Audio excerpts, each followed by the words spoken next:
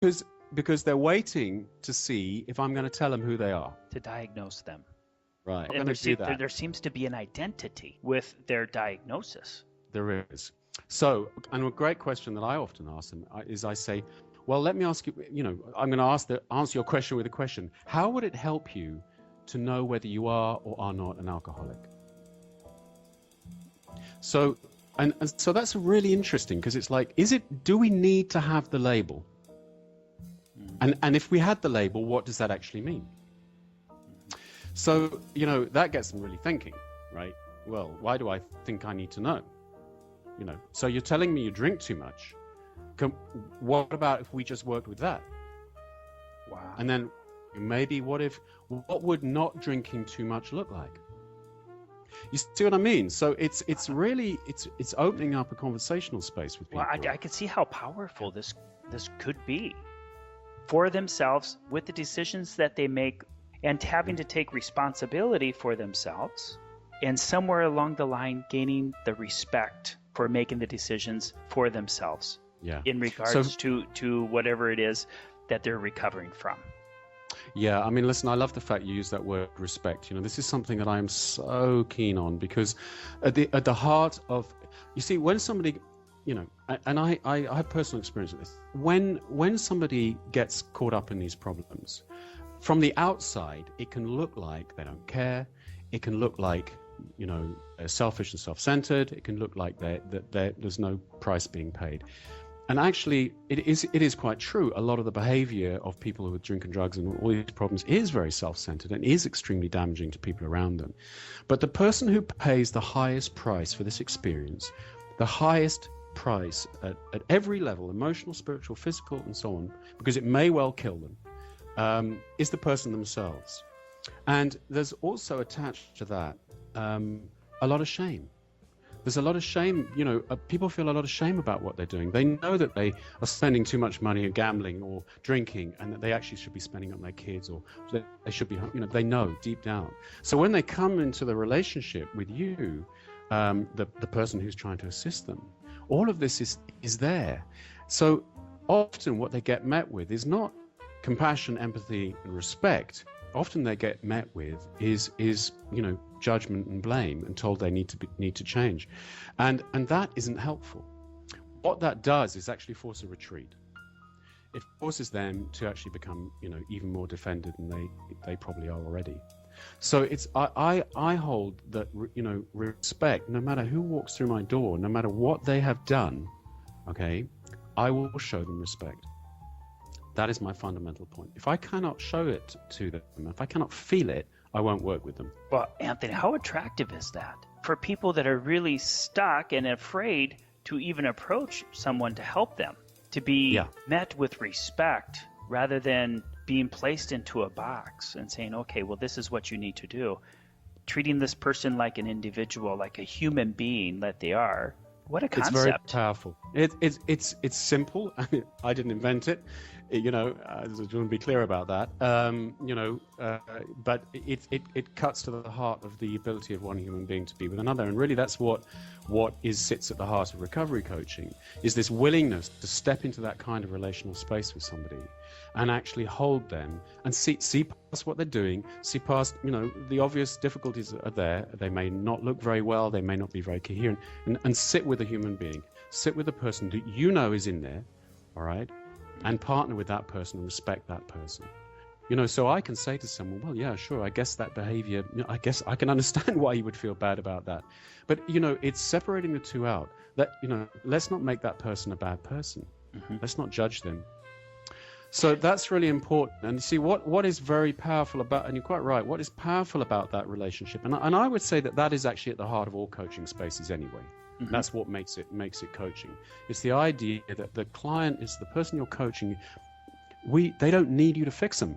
They don't need you to tell them what to do. They don't need your resources lined up to actually influence their life. What they need someone to do is partner with them to access their own resources, to access their own wisdom. Effective recovery is something that stems from the person's own ability to be self-actualized, self-directive, self-responsible, and fulfill their own life from a place of their own wisdom. That's essentially what makes long-term recovery successful. And a lot of people in long-term recovery, that's their characteristic. You are listening to Recovery Coaching with Anthony Eldridge Rogers. We'll be right back after this message. You are tuned into Slade Suiter Live on Authenticity Radio.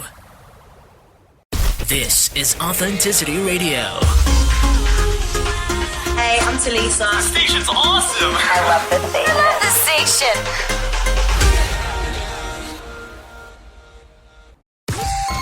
Visit us on the web, www.authenticityradio.com.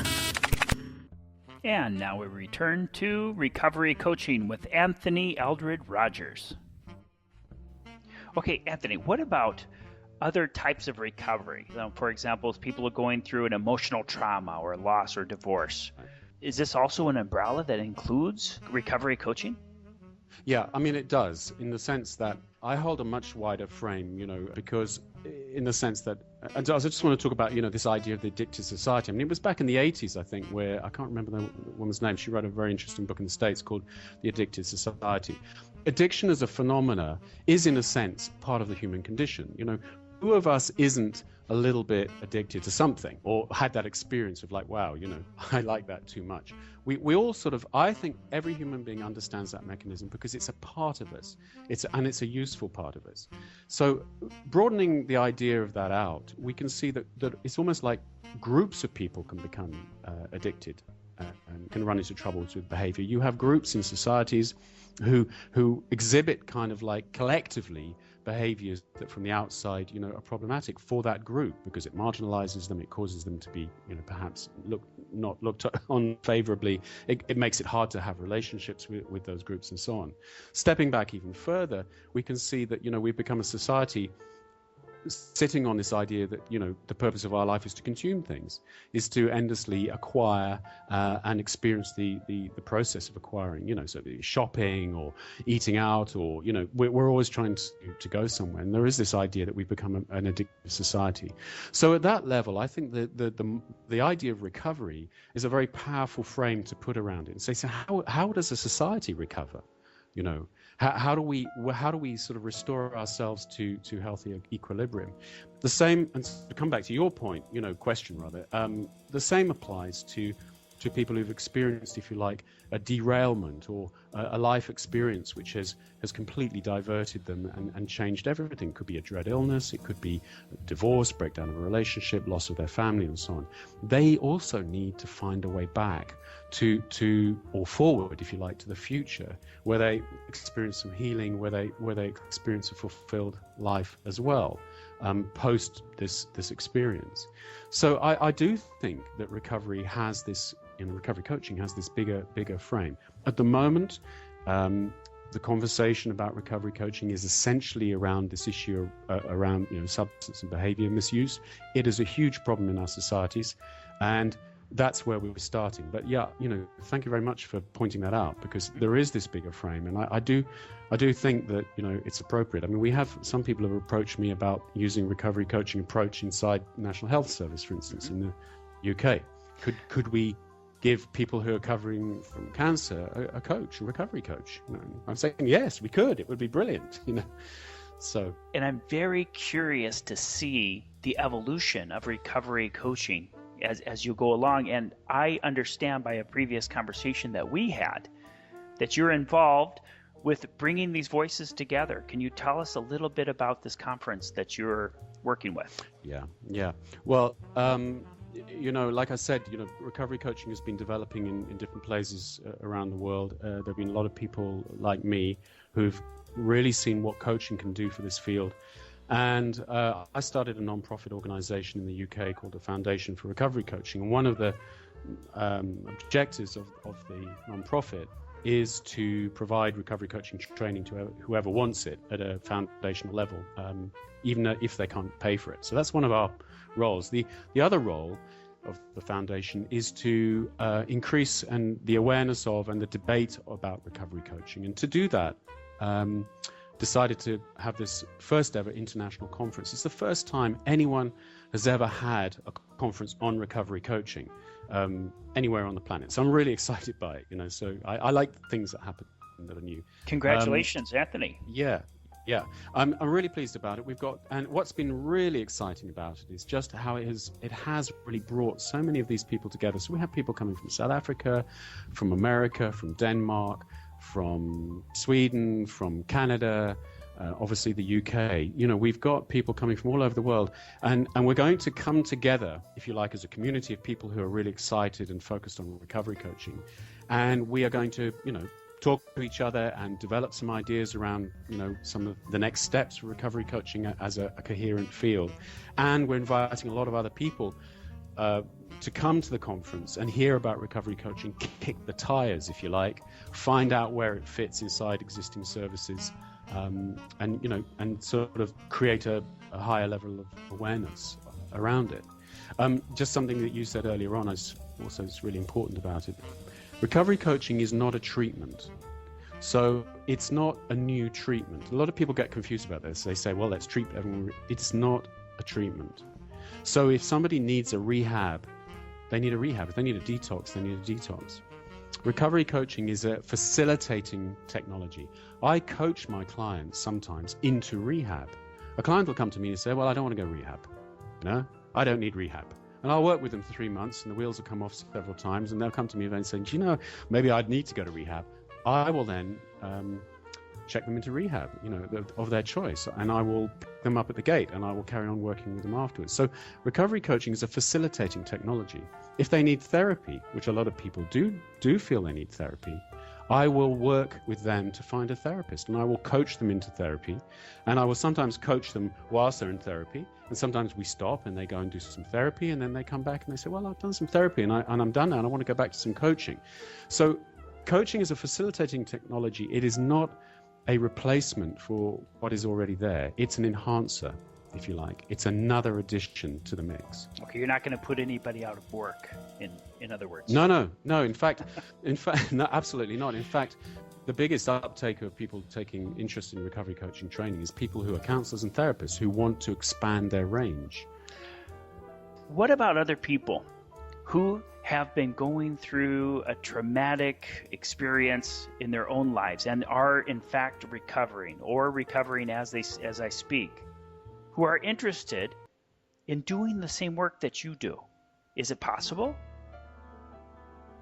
Yeah, Slade, thanks for the question. That's really one of the most important aspects of all of this work. And if I look at the development of recovery coaching, where I see it really being an exciting force for change is actually in the community at the grassroots level, if you like, at the non-professional level, where you have people who've been through difficult experiences, who found recovery, whether they've had treatment or not, and now they're saying, I want to give back. I want to help other people.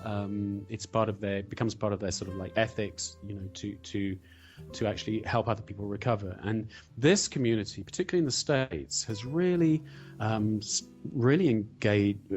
and engaged with the idea of recovery coaching. They want to be trained. They want to become recovery coaches at an entry level and then become more experienced over time.